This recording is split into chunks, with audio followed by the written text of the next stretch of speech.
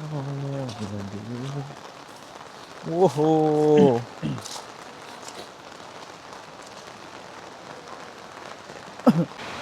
โอ้ยฝนพิลึกพิโลแท้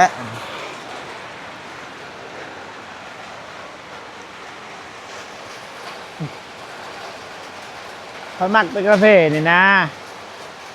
ประเทศก็ยืดโตขนาดนี่ยังว่าคือใหญ่ไหวใช่ปะสูงแต่สูงว่ะสูงขึ้นสูงขึ้นเลย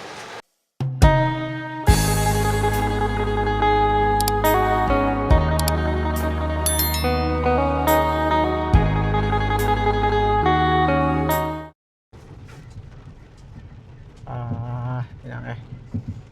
บ้านมอเมฆฝนตกคู่มือคือกันนะประมาณ4 มื้อแล้วบ่หยุดฝนลิ่นนะฝนลิ้นยังไงกราบทักทายสบายดีเด้อพี่น้องเด้อเป็นงานเลยเด้อันนี้เลย ฮอดเลยอาณาจักรเบาเมฆ โอ้เป็นเฮ็ดเลยนะ เฮ็ดนั่นแหละเฮ็ดอะไร ฝนตกก็เป็นใส่ คักเลยเบิ่งนี่อ๋อลองถ่ายรูปบ่ ฝนโอ้ยสาด คักอยู่นะทางนี้นี่รู้สึกว่าคักนะมักคือกันนะจะเฮ็ดนั่นได้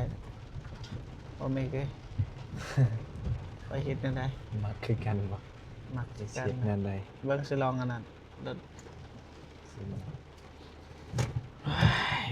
ไปลงบาดนะโอ้ มันบ่มีตัวพับคือสิกันได้อยู่น้อยนึง ได้อยู่ ได้ ขอบคุณหลายๆสีส้มเลยเนาะคอยแล้ว สีชมพูซะ คนบ่มีความหักจังสิให้สีส้ม เอานี้นี่แหละสีน้ำเงิน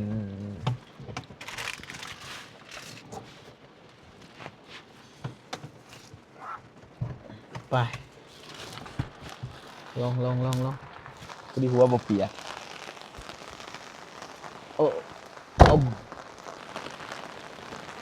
ไปเป็นยังไง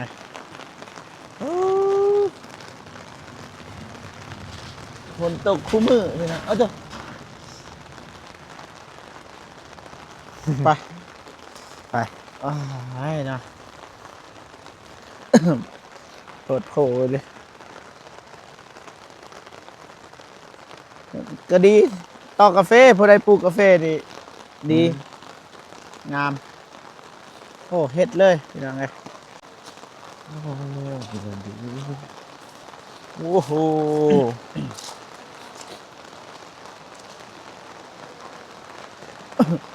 บ่เมฆ ฮะ เป็นหยังคือว่าเทน เทมองสีสมปูนเทพื้นเพื่อน คิดว่าสิผสมอยู่ในเลย มันค่าเล็กที่มันคนบ่ได้ อ๋อ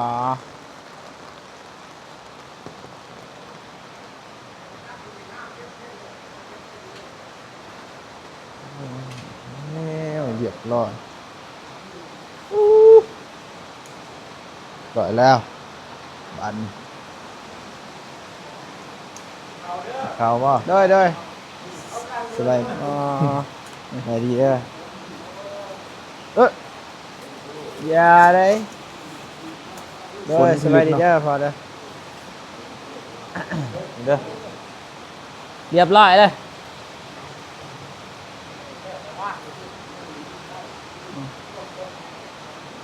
ด้วยเรียบร้อย ร้อยเลย โอ้เอ้ย จะอี อ้าวประตูเพเลย ว่าตกใจ ว่ามันเบิ่งมันคดอ้าว มันตั้งอยู่ลุ่มบ่ คือว่าอยู่หลุม อยู่ทั้งคางบ่ได้บ่ตั้งให้มันอยู่ทั้งคางบ่ได้บ่ให้มันควงไปทั้งคาง เอาทั้งทางวะใช่ผมจะอธิบาย มันต้องทั้งข้างอะไร ให้มันควงมั่งสิ ไม่สิได้อยู่ อ่า บางครั้งก็จะออกขึ้น อ่าอ่าแม่นให้มันอยู่ทางทางซะเบิ่งมันขึ้นลุม ว่าในผมโลกเนาะ โดย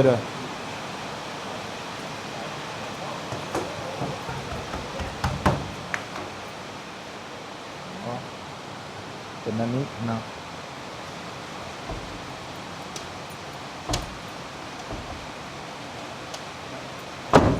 อ๋อมัน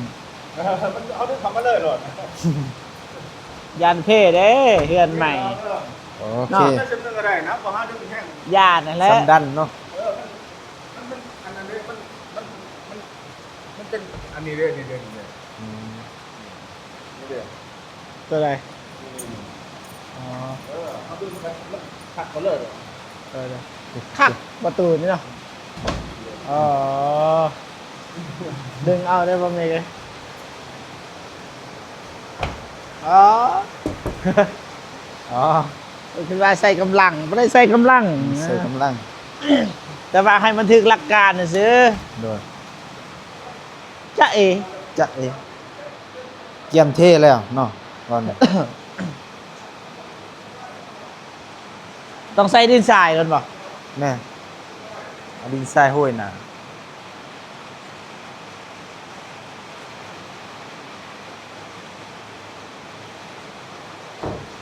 ล็อกมัน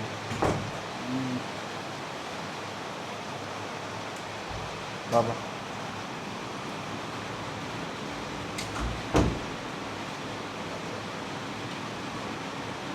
ล็อก ใส่ตัวไหนนะโอ้บ่คักเลย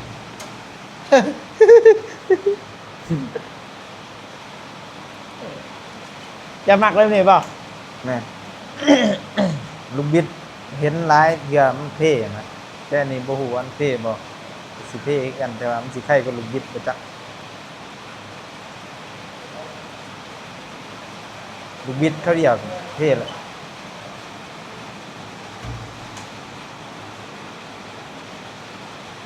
คักไอ้สี่ประตู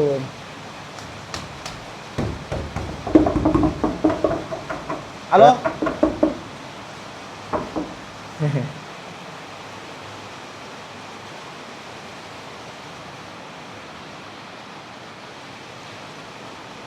หนาดีเนาะเศร้าเส้นกว่ามันหนาพูดทั้งนี้นะ อลังการ งานสร้าง แหม มันได้อยู่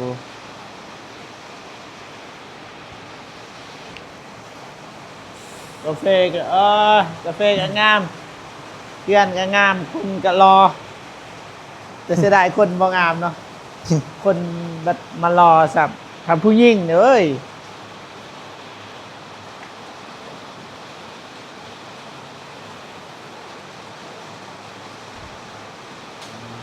ไปปึ๊บ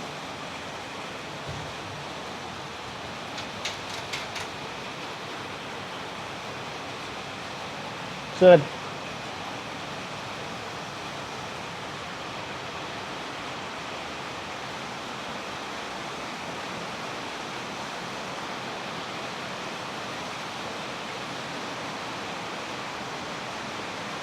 นี่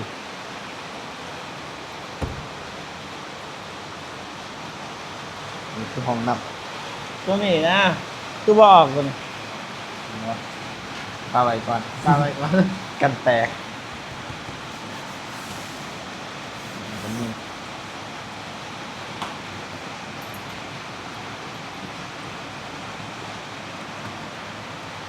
ไว้เครื่อง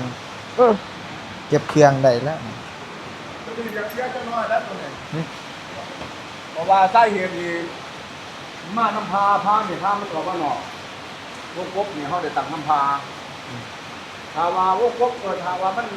ดิ้นให้เจ้าหันต้นไปยึดหัน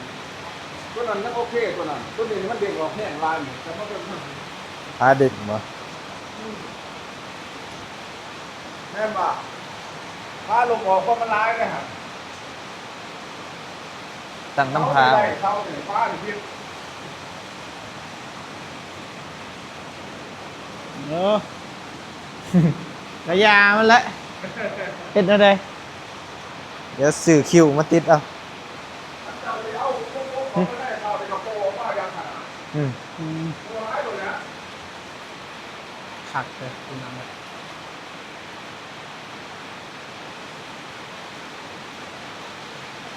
เริ่มรู้สึกว่านาแหละตึบนาสภาพกันเสร็จ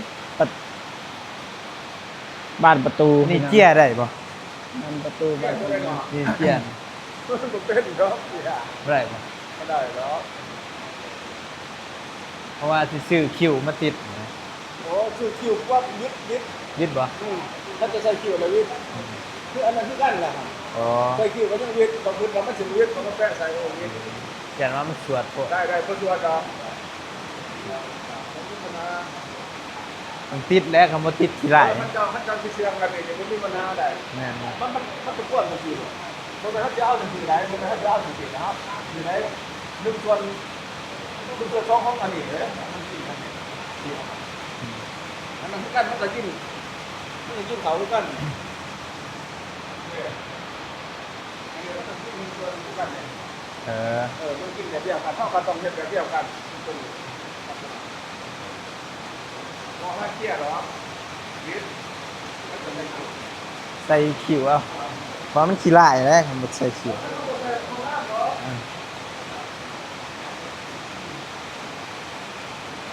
ลงไปแล้ว แม่นโอ้ยผลพิลึกพิโลแท้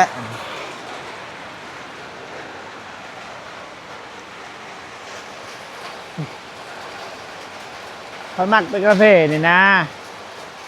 ประเภทก็ยืดโตขนาด นี่ยังว่าขึ้นใหญ่ไหวใช่ปะ สูงแต่สูงว่ะ สูงขึ้นเลยไม่ได้ใช้ปุ๋ยวะช่วงนี้ ใส่ทุกเดือน เดือนนี้มันได้ใส่เดี๋ยวเสียมาใส่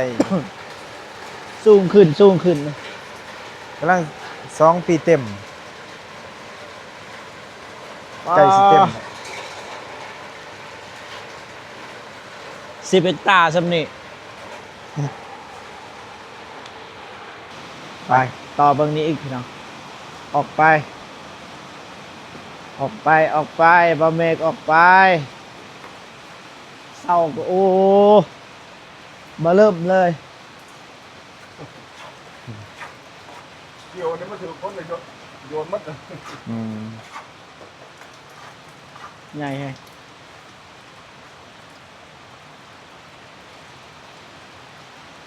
โอ้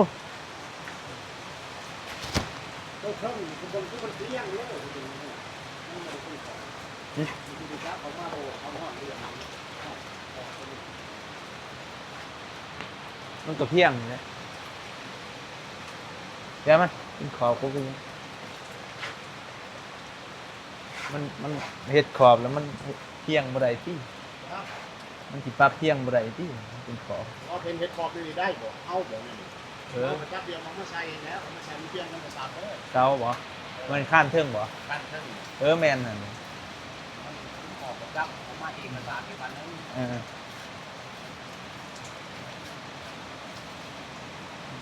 จริงก็มาเขาก่อนเขาจะบอกกันเลย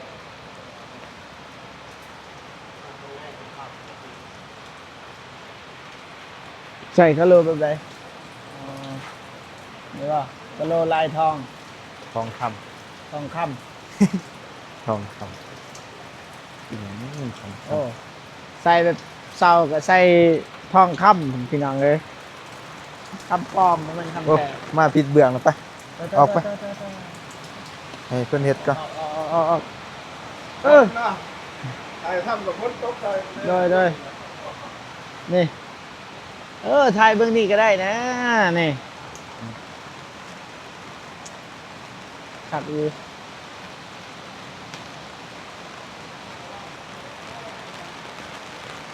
อ๋อ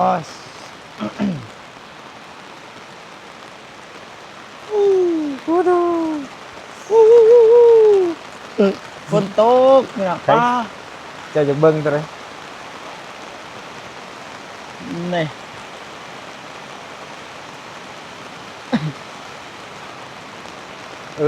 บาทบ่ บาทหนึง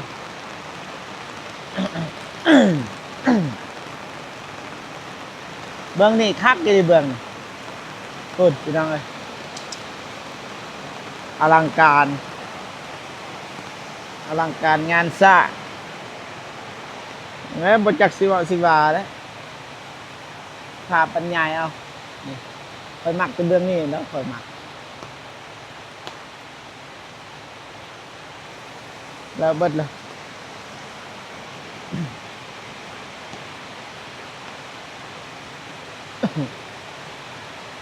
ขอบเจ้าสีทาสีหยังเนี่ยขอบวง สีขาว สีขาวปะ ตัวนี้สีส้ม ตัวนี้สีส้ม ตัวนั้นสีส้มขอบข้าง อ๋อมันเป็นสีส้มเลย สีส้ม เบื้องนั่นก็แบบนี้คือกันปะเบื้องนั้น คือกัน แต่ว่ามันบ่มีเหลี่ยมปานนี้เนาะ เลย กาแฟก็มีแห้งนะติดน้ำ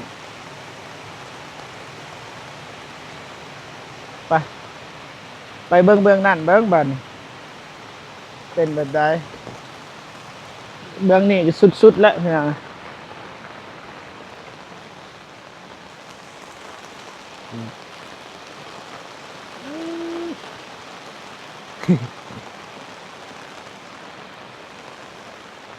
ฝนตกเด้อพี่น้อง นี่เตียงก็ออกมาไปอยู่นอกเลย โอ้ฮะ ยัง จะหน่อยพี่จะไรเท่าไรเอาหาร้านป้ายบ่โอเค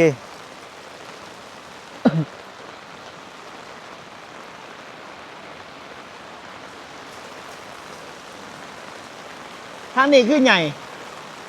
บ่เมก ฮะ ตัวนี้คือใหญ่ ใช่ นี่ดิ ตัวนี้ โดย แม่นใหญ่กว่าหมูตามแบบดิ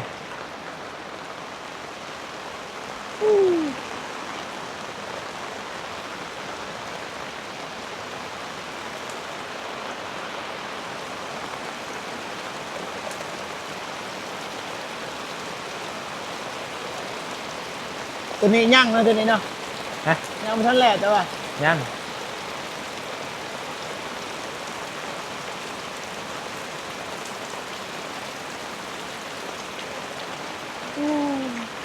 โอเค ไปเข้าเพื่อนไปเปียกเลย ตกหนักอีหลีอันนี้พายุถล่ม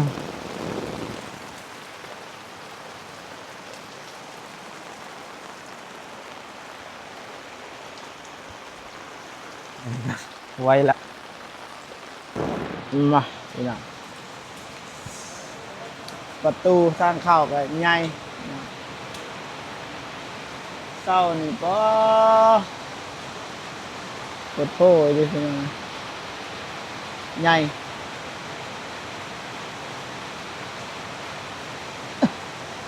อยู่คนเดียวกับใหญ่เอาเมียแล้วก็มีลูกน้อยแล่นลิ้นเท่านี้แหละ นี่ลูกบะเมกกับเมีย แลนลิ้นนี่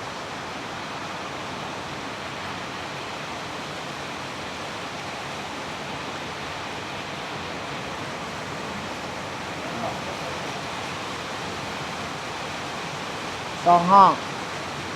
แล้วอันนี้ใครแน่บ่เตียงมากก็ให้บ่เตียงพักห้องหนึง เด้อ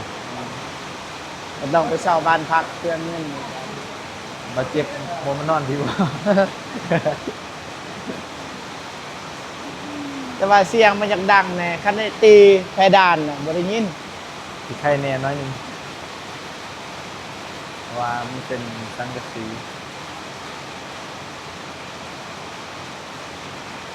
เฮ็ดบ่ได้พี่น้องเอ้ยเฮ็ดเวียกบ่ได้ฝนตกยากไปเบิดฝนตกพี่น้อง